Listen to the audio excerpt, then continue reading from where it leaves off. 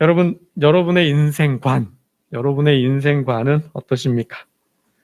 인생을 바라보는 태도, 인생을 어떤 눈, 어떤 시각으로 보고 계십니까? 인생관 그러면 인생을 바라보는 크게 세 가지 태도가 있는데요. 비관주의가 있어요. 낙관주의가 있어요. 염세주의가 있어요. 이거 철학적으로 다 논할 수는 없지만 그냥 간편하게 이해하기 쉽게 말씀을 드려보면 낙관주의, 긍정인 거죠. 인생을, 세상을, 세계를 바라보는 걸 긍정적으로 바라봐요. 희망적으로 바라보는 거죠. 희망적으로 이제 세상을 밝게 보는 거죠. 슬픔이 있고 괴로움이 있고 아픔이 있고 눈물이 있어도 괴로워도 긍정적으로 희망을 가지고 밝게 보는 거예요. 그러한 인생 태도를 낙관주의, 낙관적 인생관이라 그러고요. 낙관주의의 반대말은 뭘까요? 비관적이거죠. 비관. 그러니까 이 비관적인 인생관은 인생을 어둡게만 보는 거죠. 세상을 어둡게만 봐요. 세상이 그러니까 슬프죠. 세상을 이제 어둡게 보고 이제 슬프고 절망스럽게만 보는 거죠. 이제 안 좋게, 그러니까 부정적으로만 보는 거죠. 그런 사람들이 있잖아요. 좋게 볼 수도 있는데 긍정적인 요소도 있는데 안 된다, 못 한다, 할 수 없다. 그냥 이렇게 그렇게만 보는 거예요. 해봤자 뭐 하냐, 다 해봤다. 그래도 안 되더라. 그냥 인생을 그렇게 바라봐요. 그러니까 어둡게만 바라보는 사람들을, 그런 인생을 비관주의 그럽니다. 염세주의가 있어요. 염세주의는 세상 사는 게 괴롭다라는 거예요. 세상 사는 게 귀찮다. 세상 사는 건 고통이다. 삶 자체가 고통이다. 힘들다라는 거죠. 그래서 괴롭고 힘들고 또 불안하고 두렵다. 이러한 의식으로 사는 사람들을 이제 염세주의, 염세적 인생관이라고 합니다. 여러분은 인생을, 이 세상을 어떤 시각으로 바라보고 계시는지 모르겠습니다. 여러분, 인생은 우리가 성경을 볼 때 저도 이렇게 보다 보니까 이제 인생을 조금 들여다보게 됐는데요. 그럴 나이도 됐고, 인생을 이렇게 보니까 제가 가끔 쓰는 말은 세옹지마인 것 같아요. 세옹지마. 인생만사, 세상의 모든 일이 세옹의 말과 같다라는 거죠. 이 이야기는 여러분 몇 번 들으셔서 잘 아실 거예요. 그죠? 한 노인이 말을 가지고 있었는데 잃어버렸다가 또 다시 찾고, 또 그 말 때문에 아들이 다치고, 그로 인하여서 또 아들이 전쟁에 모든 젊은이들이 죽을 때, 전쟁에 나가서 싸우다 죽을 때 자기의 아들은 또 사는, 이제 이런 이야기잖아요. 그러니까 인생이 뭐냐? 그러니까 인생이 세옹의 지마와 같다라는 것은 희와 비가 공존해 있어요. 기쁨과 슬픔이 함께 있다라는 거죠. 그러니까 늘 기쁨만 있는 인생도 없고 늘 슬픔만 있는 인생도 없다라는 거죠. 기쁨이 있으면 슬픔도 있어요. 기쁨 속에 슬픔이 있고 슬픔 속에 기쁨이 이게 있다라는 거죠. 그러니까 호사다마라는 말이 맞아요. 좋은 일 있으면 그 안에 마가 있어요. 또 마만 있는 게 아니라 좋은 일도 있어요. 이게 같이 있다라는 거예요. 그러니까 이제 같이 볼 수 있어야 한다라는 거죠. 그러나 하나 다른 것이 뭐예요? 결과 마지막이 다르다라는 거죠. 기독교적인 인생관, 기독교적인 세계관 마지막이 달라요. 마지막이 어떻게 달라요? 어떠한 굴곡진 인생을 살았어도 마지막에는 기쁨인 줄로 믿습니다. 이게 다르다라는 거죠. 이게 세상의 인생관과 다르다는 건데요. 전도서를 보더라도 때에 대한 이야기가 있잖아요. 그러니까 여러분, 인생이 좋을 때가 있으면 나쁠 때가 있어요. 그죠? 비가 올 때가 있으면 맑은 날이 있잖아요. 오르락 있으면 내리막도 있어요. 사람이 늘 실패만 하나요? 실패할 때가 있으면 성공할 때가 있잖아요. 그러니까 늘 실패만 해요? 실패하다가 10번 실패하다가 한 번 성공해서 인생 역전한 사람도 있잖아요. 그죠? 9회 말 투아웃이란 말도 있잖아요. 요즘 인생의 후반전이란 말도 쓰는데, 전반전 10대 0으로 지고 있다가 후반전에, 그죠? 10분, 이 작전 잘 짜가지고 11대 10으로 이기면 되는 거 아니에요. 그러니까, 인생은 좋을 때도 있지만 나쁠 때도 있고, 실패할 때도 있으면 성공할 때도 있죠. 그래서 솔로몬이 뭐라 그래요? 모든 인생을 보니 세상에는 때가 있더라. 기한이 있더라. 이런 이야기를 하지 않습니까? 근데 그 때를 누가 정해요? 하나님께서 정하신다라는 거죠.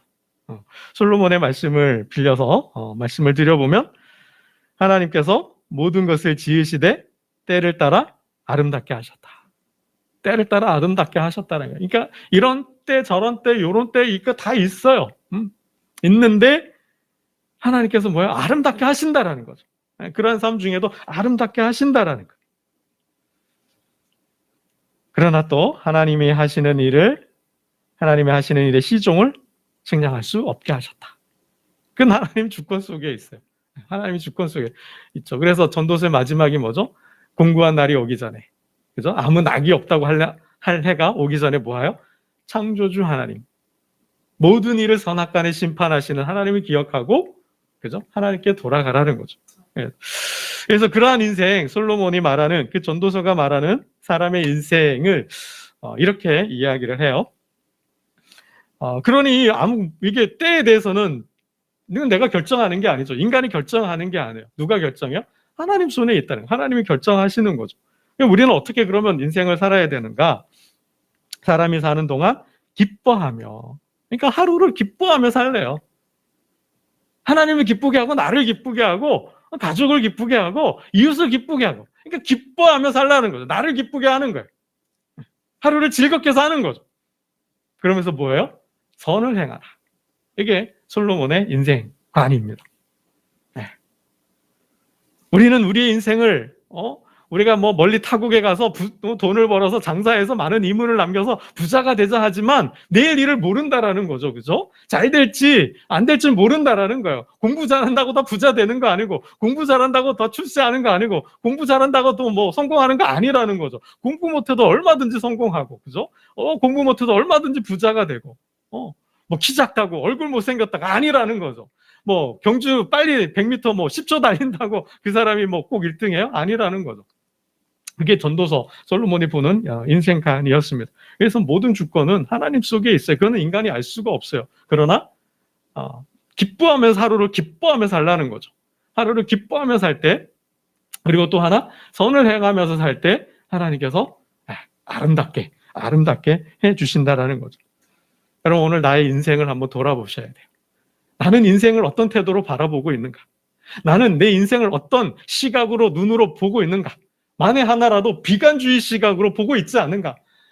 뭘 해도 안 된다, 못한다, 할 수 없다 라고 말하는 그러한 어두운 인생관인지, 뭐 인생 뭐 살아봤자 뭐 별거 있냐? 그게 그거지. 뭐 인생 뭐 이해해봐야 고통스럽고 절망스럽고 뭐 그런데 내가 뭐가 즐겁냐? 이러한 눈으로 인생을 바라보고 살고 있진 않은지, 그럼 한번 깊이 성찰해 보셔야 한다는 거예요. 여러분, 내가 몰라요.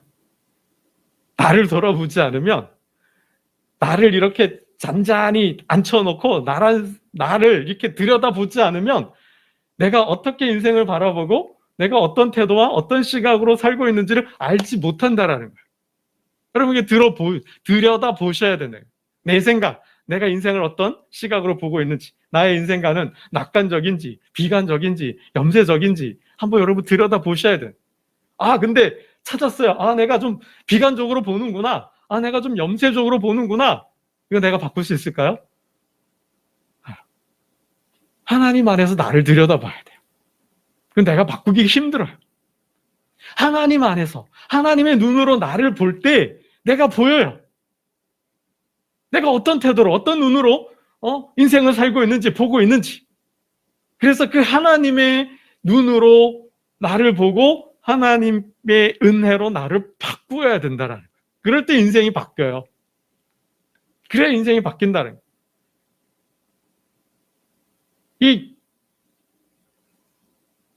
그게 쉽지가 않아요. 이거 오랜 시간이 걸려요. 오랜 시간이 걸려요. 나를 들여다보고 찬찬히 들여다보면서 내가 이럴 땐 이렇게 하고 저럴 땐 저렇게 하는구나, 이걸 보면서 하나님 그때 어떤 예배나 기도나 말씀을 통해서 나를 바꾸려 해야 내가 바뀌지, 그냥은 안 바뀐다는 거예요. 여러분, 솔로몬처럼 하나님 안에서 나를 들여다보고 하나님을 만나심으로 나란 사람이, 내 존재가, 내 생각이, 인생이 바뀌는 은혜를 경험하시기를 주님의 이름으로 축원합니다. 여러분, 불행 끝 행복 시작이라는 말이 있어요. 오늘 본문에 다윗을 두고 하는 말 같아요. 불행 끝 행복 시작. 고생 끝에 낙이란 말 있죠. 사자성어로 고진감래라 그러는데요. 그 어려움과 고난 중에 참고 견디고 살고 살아내다 보면, 그죠? 좋은 일이 온다라는 거죠. 인생 바뀐다라는 거죠. 꼭 다윗을 두고 말씀하는 것 같아요. 인생사, 인간의 삶에 대해서 본의 아니게 주제가 그렇게 되어서 계속 설교하고 있는데요. 다윗의 삶을 볼 때 결국은 고난이 있지만 고난 중에 영광과 승리가 있다는 것을 오늘 본문이 말해주고 있습니다. 여러분, 이제 다윗의 시대가 열린 거예요. 다윗의 시대가 열렸죠. 사울의 시대가 가고 다윗의 시대가 열렸어요. 사울의 시대에 다윗이 얼마나 고생을 했어요. 얼마나 많은 고생을 합니까? 여러분 잘 아시는 것처럼 집에서 엄마가 해주는 따뜻한 밥 한 끼 먹인 적 있나요, 이게? 없잖아요. 먹고 싶어도 집에도 못 갔잖아요. 이산저산 도망 다니며 숨어 지내야 했잖아요. 그 도망자의 세월만 한 10년 좋게 넘죠? 그런 도망자의 삶을 살면서 가족을 등지고 나라를 등지고 망명까지 가야 했고, 그러는 사이에 뭐 미친 척, 살기 위해서 미친 척도 하고, 부하들 손에 잡혀 죽을 뻔도 하고, 백성들의 그 고발 속에서 간첩 신고하듯이 신고하는 중 고발 당해가지고 사울의 군대에 잡힐 뻔도 하고, 그러니까 얼마나 많은 죽을 고비를 넘기며 여기까지 왔습니까? 그런 고생, 고난의 세월이 있었잖아요. 그리고 결국 사울이 블레셋과의 전투에서 죽고, 그리고 다윗은 귀국했어요. 다시 나라로 돌아오죠. 거기가 헤브론에서 왕이 됐어요. 왕이 되었지만 통일 왕국의 왕은 아니잖아요. 여전히 북쪽에는 사울의 아들 이스보셋이 통치하고 있어요. 강력한 실권자 아브넬의 등에 업고 그죠? 이스라엘을 계속 통치하고 있어요. 그러니까 이게 뭐죠? 남북 대치잖아요. 7년간의 전쟁을 거친 이후에야 비로소 오늘에서야, 오늘 본문에서 말하는 것처럼 통일 왕국을 이루었어요. 우리 한번 볼까요? 5장 3절 말씀을 한번 보겠습니다. 5장 3절입니다. 시작. 이에 이스라엘 모든 장로가 헤브론에 이르러 왕에게 나아오매 다윗 왕이 헤브론에서 여호와 앞에 그들과 언약을 맺음에 그들이 다윗에게 기름을 부어 이스라엘 왕으로 삼으니라. 비로소 오늘 본문에서야 정말 우여곡절 끝에 아브넬이 요압 손에 죽고, 그리고 두 부하의 손에 의해서 이스보셋이 암살당한 그 정치적인 격동을 겪은 이후에 이제 다윗이 통일 왕국의 왕이 되었습니다. 여러분, 다윗 입장에서 생각해 볼 때 정말 그 지나간 세월이 기름 부음을 받았잖아요. 지금 기름 부음을 받고 있잖아요. 이스라엘의 모든 지파, 모든 장로들이 모여서 지금 내 머리에 기름을 붓고 있어요. 이제 왕으로 나를 추대한 거죠. 왕 즉위식인 거죠. 우리식으로 하면 뭐예요? 대통령 취임하는 날, 그런 거죠. 대통령 취임하는 날과 같은 날이에요. 그러니 이렇게 기름 부음을 받으면서 대통령으로 즉위하는, 왕으로 즉위하는 날, 정말 다윗의 감회가 어땠을까? 지나온 삶이 떠오르지 않았을까요? 인생의 회한이죠. 지금 내 앞에 있는 사람들을 한번 생각해봐요. 그들이 나한테 잘해준 사람들이 얼마나 있을까? 한번 생각해보면 정말 이 사람들은 지금은 비록 상황이 이렇게 되어서 나에게 기름을 붓고 나를 왕으로 세웠고 나의 신하가 됐지만, 그 전에는 어떤 사람들이었을까요? 나를 무시하고 깔보던 사람들 아니었을까요? 내가 힘이 없어 도망 다닐 때 사울의 편에서 나를 공격하고 나를 대적했던 사람들 아니었을까요? 나를 고발하고, 그죠? 나를 죽이라고 음모를 꾸미고 계획했던 사람들이 아니었을까요? 세상의 어떤 그 욕심 때문에 나를 배신했던 사람들, 나와의 경쟁 속에서 나를 해하려고 했던 사람들 아니었을까요? 그 사람들이 지금 내 앞에 와 있다라는 거죠. 마치 요셉이 애굽의 총리가 되고 곡식을 구하러 온 그 형들이 그 앞에 무릎을 꿇고 있는 것처럼 다윗이 왕관을 쓰고 있는데 나를 왕으로 세운 사람들이 내 앞에 있어요. 근데 그 사람들이 좋은 사람들이었어요? 그렇지만은 않았을 거라는 거죠. 나를 무시하고 깔보고 대적하고 공격하고 어떤 자신들의 욕망 때문에 나와 경쟁하고 나를 해하려고 했던 사람들이라는 거죠. 그 사람들을 보면서 인생이 참 살아왔던 삶이 정말 영화의 필름을 보듯이, 영화를 보듯이 쭉 돌아갔을 거라는 거죠. 여러분, 오늘 하나님께서 오늘 예배하는 저와 여러분의 삶을 위로해 주시는 은혜가 있기를 축복합니다. 정말 열심히 사셨고요. 정말 고생 끝에 낙이라고 하나님께서 위로해 주시고 싸매어 주시고 정말 다윗에게 승리를 안겨주시고 또 왕으로서의 그 영광을 허락하셨던 것처럼 저와 여러분의 삶 속에 그런 하나님의 은혜와 축복이 있기를 축원합니다. 여러분 한번 어떠세요? 지금의 내 인생, 내가 살아온 그 인생에서 5학년이든 4학년이든 6학년이든 살아온 인생을 10년 주기로 이렇게 잘라놓고 봤을 때 내 인생이 한 분기인가요? 지금이? 어떠세요? 지금이 한 분기 아니면 중간기 아니면 바닥이신가요? 어떤 인생의 시기에 놓였든지 만일 한근기라면 지금 한근기를 보내고 계시다면 정말 하나님께서 더 축복하시고 축하하기를 바라고요. 만에 하나 한금기가 아닌 중간기, 한금기를 가기 위한 그 여정, 과정, 도전 속에 있다면 정말 박수를 보내드리고 싶어요. 격려하고 정말 좀 더 수고해서 정말 인생의 한금기를 누리고 인생의 꽃을 피우라고 격려의 말씀도 드리고 싶고요. 만에 하나 하나님을 예배하는 오늘 이 시간에 내 인생이 지금 바닥이다. 정말 저 밑바닥에 있다면 정말 다윗을 보라고 말씀드리고 싶습니다. 다윗도 그러한 시절이 있었다라는 거죠. 정말 절망의 시간, 정말 사망의 그늘에 앉아있던 시간, 정말 아무런 희망도 보이지 않던 시간, 정말 답답하고 먹먹했던 정말 뭐 꿈도 꿀 수 없는 그런 시간, 바닥의 인생이 있었는데 살아냈다라는 거죠. 견뎌냈다라는 거죠. 그 고통의 세월을 온몸으로 안고 살아냈을 때 그 영광의 시간이 왔다라는 사실입니다. 정말 하나님은 그 인생을 어느 한순간 정말 바꿔주실 줄로 믿습니다. 중요한 것은 영성이에요, 여러분. 영성. 하나님과의 그 교제의 끈을 놓지 않는 게 중요하다라는 거죠. 다윗은 우리 10절 말씀인가요? 10절 말씀이에요. 10절 말씀 함께 보겠습니다. 이것이 인생을 승리로 이끄는 비결인데요. 5장 10절 말씀 함께 봅니다. 시작. 만군의 하나님 여호와께서 함께 계시니 다윗이 점점 강성하여 가니라. 절망의 순간에도 하나님은 다윗과 함께 했대요. 여러분 이게 어떻게 가능해요? 다윗의 영성이죠. 다윗의 영성이에요. 어떠한 형편과 처지에 놓였어도 다윗은 하나님을 떠나지 않았다라는 거죠. 그 굴곡진 인생 속에서도 정말 사람들이 나한테 어떻게 했어요?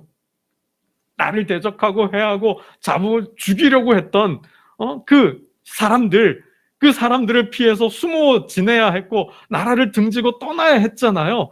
정말 그 세월 속에서도 다윗은 뭐요? 하나님과의 관계의 끈을 놓지 않았다는 거죠. 여러분 그게 시편이잖아요. 내가 새벽을 깨우리로다.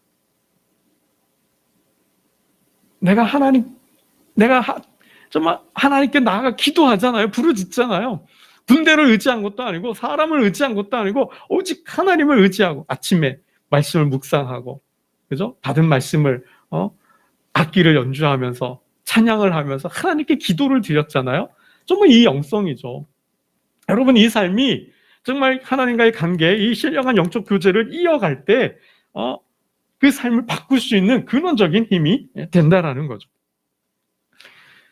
여러분, 세상 정말 힘듭니다.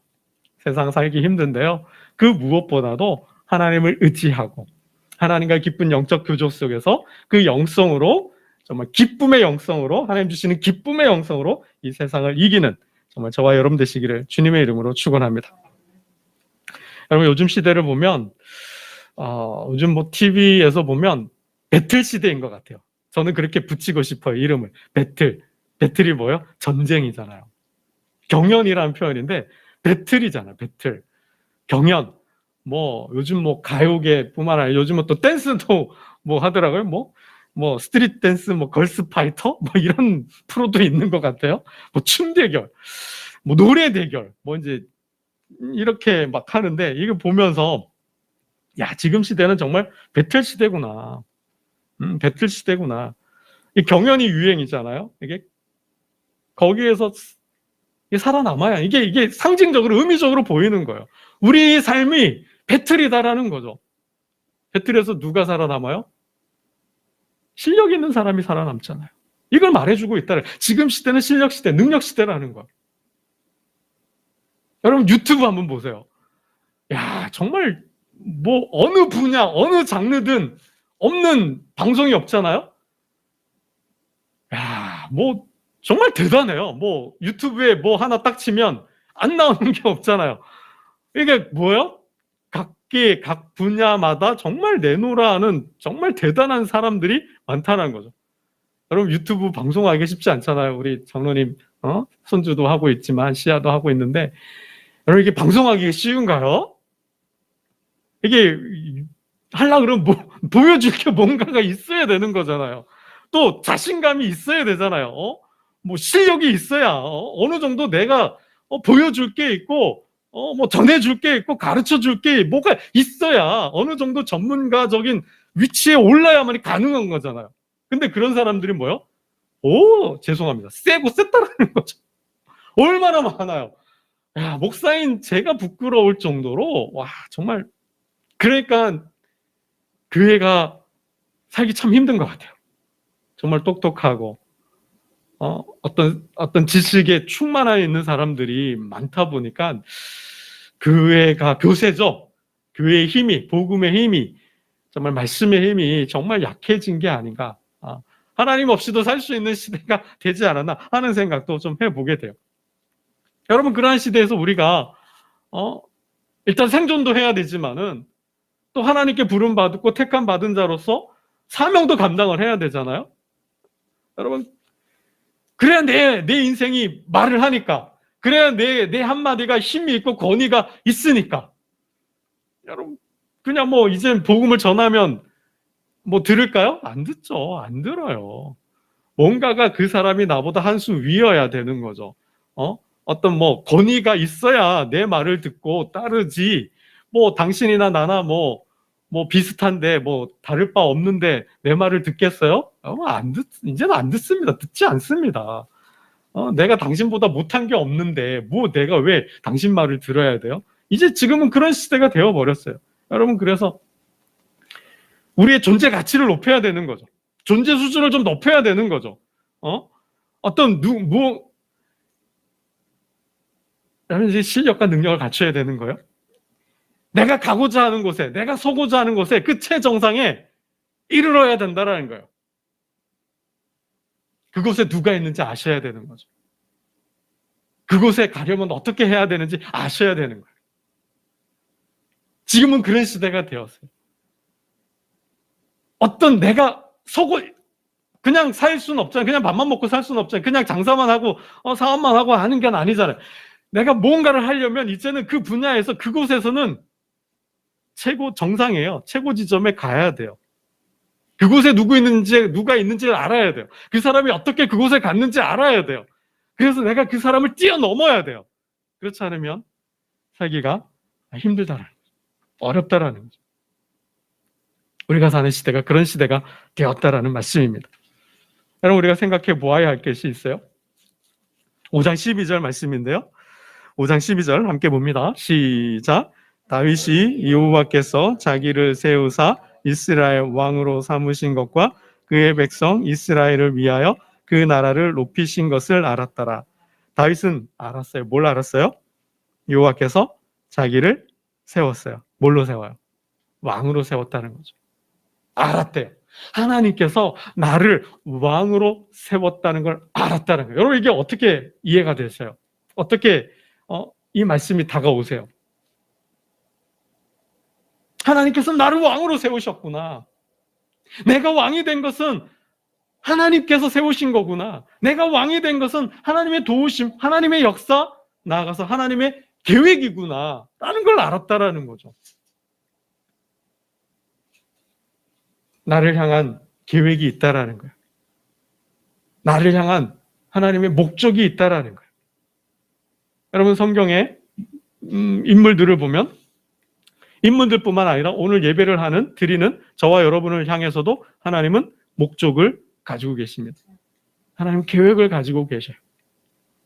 하나님께서 다윗을 왕으로 세우셨던 것처럼 하나님께서 저와 여러분을 왓으로 세우기를 원하신다라는 거예요. 왓! 무엇으로 세우기를 원하신다라는 거죠. 하나님은 저와 여러분이 왓이 되기를 원하신다라는 거예요. 다윗이 왕이 되었던 것처럼 저와 여러분이 왓! 무엇이 되기를 원하신다라는 거예요. 여러분, 그거 아셔야 된다라는 거죠. 여러분, 성경을 보세요. 족장들을 세우잖아요. 아브라함을 가나안 땅에 보냈을 때 뭐 노숙자로 보내셨나요? 거지로 보내셨나요? 뭐 청소부로? 뭐 종으로? 아니죠. 족장으로 세우셨어요. 이삭도 족장이에요. 야곱도 족장이에요. 요셉은 총리가 되죠. 총리로 세웠어요. 여러분, 모세도 왕자로 세워가지고 지도자가 되게 하시죠. 여호수아 군대 장군으로 세우시죠. 사사들을 세우셨죠. 왕으로 세우죠. 선지자로 세우죠. 율법사로 세우죠. 여러분, 사도로 세우잖아요. 총독으로 세우잖아요. 하나님은 저와 다윗을 왕으로 세울 때 뭐라 그래? 내 마음에 합한 자고 그가 내 뜻을 이룰 자라 그랬어요. 하나님은 하나님의 백성들을 위해서 각 사람을 위한 목적과 계획을 가지고 그 계획을 이루는 왓으로 세우기를 세우신다라는 거예요. 다윗은 그걸 알았다는 거죠. 사무엘에게 기름 부음을 받고 20여 년 동안 골리앗과의 전투 이후 사울의 신하로 살다가 그 시기를 질투 때문에 도망을 다니고, 그리고 이제 헤브론의 왕이 되고 통일 왕국의 왕이 되는 순간 다윗은 뭐예요? 하나님께서 나를 왕으로 세우셨구나 알았다라는 거죠. 여러분, 마찬가지죠. 하나님은 저와 여러분이 왓이 되기를 원하신다는 거예요. 그 무엇이 되기를 원하신다는 거예요. 그럼 저는 마음과 영을 치료하는 치료사가 되려고 합니다. 마음 치료사. 마음만이 아니라 영. 사람들이요, 참 마음이 아프고 병든 사람들이 참 너무 많더라고요. 신앙도 문제지만 마음이 다친 사람도 굉장히 많더라고요. 남모르게 그 상처 때문에 눈물을 흘리며 사는 사람. 근데요, 보면은 내가 왜 우는지 몰라요. 내가 왜 이러한 고통을 받는지 몰라요. 내가 왜 이렇게 사는지 몰라요. 모르고 사는 사람들이 너무 많다라는 거예요. 그래서 하나님께 합니다. 하나님, 사람들의 마음을 고쳐서 그 마음에, 치유한 마음에 하나님의 말씀을 통해 믿음을 심어주고자 합니다. 마음과 영을 치료하는 사람이 되어야 되겠다고 결단을 했습니다. 여러분, 제 지나온 삶이 그런 것 같아요. 아무튼 자세한 얘기는 나중에 더 말씀을 드리고, 하나님께서도 여러분을 향한 계획이 있고 목적이 있다라는 거죠. 다윗처럼. 여러분, 그곳에 서셔야 한다라는 거예요. 그곳에 가야 한다라는 거죠. 왜 가야 돼요? 왕으로 세우셨는데 왜 왕으로 세웠어요? 두 번째 보니까 그의 백성 이스라엘을 위하여, 그 나라를 높이기 위해서, 이스라엘 백성들을 위해서 다윗을 왕으로 세우셨대요. 왜 수많은 장수들, 수많은 전략가들, 수많은 전문가들 중에 다윗이었을까요? 왜 다윗을 왕으로 세우셨을까요? 시간이 많이 갔는데요. 이 말씀만 드릴게요. 다윗이 아둘람굴에 도망갔을 때 사람들이 400명까지 몰려왔어요. 이거 한번 볼까요? 사무엘상 22장이에요. 이 말씀만 나누고 다음에 또 못다 나눈 말씀을 나누겠습니다. 사무엘상 22장. 아둘람굴로 도망을 했을 때 다윗을 찾아온 사람들이에요. 22장 2절 함께 봅니다. 시작. 환난 당한 모든 자와 빚진 모든 자와 마음이 원통한 자가 다 그에게로 모였고 그는 그들의 우두머리가 되었는데 그와 함께한 자가 400명 가량이었더라. 그럼 이게 뭘까요? 환난 당한 자. 이게 핍박 박해죠. 그리고 빚진 자. 그러니까 사울 왕이 통치를 하는데 정치적 박해가 있었다라는 거죠. 사울이 통치하는데 경제적 실패로 많은 사람들이 빚을 지고 살았다라는 거예요. 그럼 뭐예요? 마음이 원통한 자. 법이, 사회가 공정하지 못해서, 정의롭지 못해서 마음이 억울한, 원통한 자들이 굉장히 많았다라는 거예요. 이게 뭐예요? 사울 왕이 통치를 잘못했다는 거죠. 자기 영화와 자기 영대를 위한 통치를 했잖아요. 그러니 대표적인 다윗이 뭐예요? 상징적인 인물인 거죠. 사울의 통치를 대변해주는, 말해주는, 사울이 어떻게 통치했는지를 보여주는 상징적인 인물이 다윗이라는 거예요. 그러니까 다윗과 같은 입장과 형편에 모인 사람들이 다윗에게 몰려든 거죠. 그 사람들이 나라를 세운 거예요. 여러분, 이게 다윗뿐만이겠어요? 그렇죠? 그러니까 하나님은 그래서 사울을 패하신 거죠. 백성들의 편에서 하나님과 백성들을 위한 통치가 아니라 자기 자신을 위한 통치를 펼쳤기 때문에 하나님은 하나님의 통치, 하나님의 대리자로서 하나님의 통치를 통하여 하나님 나라를 세울 수 있는 사람, 그게 바로 다윗이었고 그 나라를 시험, 그 나라를 세움으로 백성들을 위로하고자 하셨다라는 겁니다. 여러분, 왜 하나님께서 왕으로 세우셨어요? 왜 하나님께서 왓으로 세우실까요? 하나님은 눈물 흘리고 있는 자가 있다라는 거죠. 주님은 지극히 작은 자라 그랬어요. 마음이 원통한 자가 있고 마음이 빚진 자가 있고 마음의 환난을 당한 자들이 있다라는 거죠. 그 삶에 그 사람들을 뭐 하라고요? 위로하라고. 그 사람들을 도와주라고. 그 사람들 편에서 그들의 마음을 싸매어주고 도와주라고 하나님은 그 왓으로 세우셨다는 거예요. 그것을 주셨다라는 거죠. 다윗이 알았다라는 거죠. 그래서 어떻게 해요? 다윗은 성군이 됩니다. 오늘 하나님을 예배하는 저와 여러분이 다윗처럼 하나님의 목적과 뜻을 알아서 하나님이 서기를 원하시는 곳에 서서 눈물과 아픔을 닦아주고 마음을 치유해주는 그런 하나님의 사람이 되므로 위대한 하나님의 일꾼이 되시기를 주님의 이름으로 축원합니다. 기도드리겠습니다. 하나님 아버지, 사망의 그늘에 앉아 눈물을 흘리고 있는 하나님의 백성이 있다면 그 눈에서 눈물을 닦아주시고 다윗처럼 영광의 날, 승리의 날이 있음을 품고 희망적으로 낙관적으로 사는 하나님의 백성들 되게 하여 주옵소서.